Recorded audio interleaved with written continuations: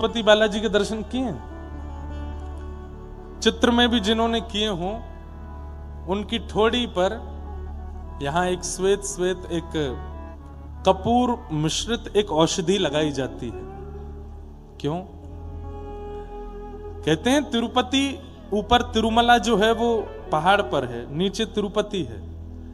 और तिरुपति में एक वैष्णव अपनी गौशाला में गायों का दूध निकाल के नित्य लेके जाते थे। पैदल चढ़ के इतने भारी दूध के उन पात्रों को कंधे पर लाद के ऊपर लेके जाते और श्री वेंकटेश भगवान को दूध का भोग, जो भी सामग्री बनती या घी भी निकलना हो, छाछ बननी हो, मक्खन निकलना हो, सब उसी दूध से होता था। इतनी संख्या में दूध लेकर के नीचे से जाते। ठाकुर जी ने उनसे एक बार प्रकट होकर के कहा, देखो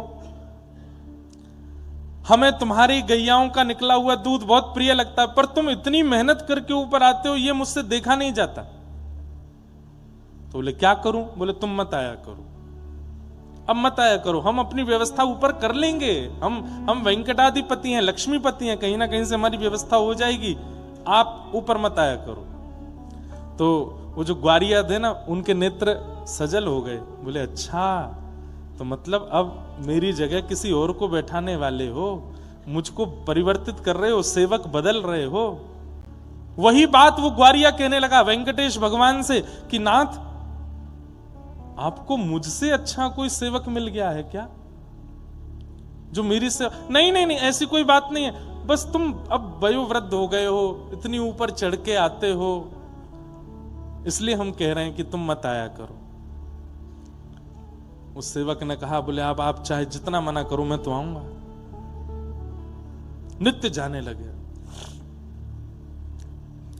ठाकुर जी बोले ऐसे नहीं मानेगो, मुंह को कुछ और करना पड़ेगा। सो रात्रि में ठाकुर जी एक ग्वारिया का रूप बनाते, ऊंची धोती पहन करके, सिर पर स्वाफा बांध के और अपना मुंह ऐसे ढक करके ठाकुर जी ग्वारिया बन के जाते। और जैसे ही वो ग्वारिया जिसकी गौशाला थी वो सो जाता, ठाकुर जी जाते और सब गैयाओं को खड़ा करके थन में मुख लगा करके सबका दूध पियाते।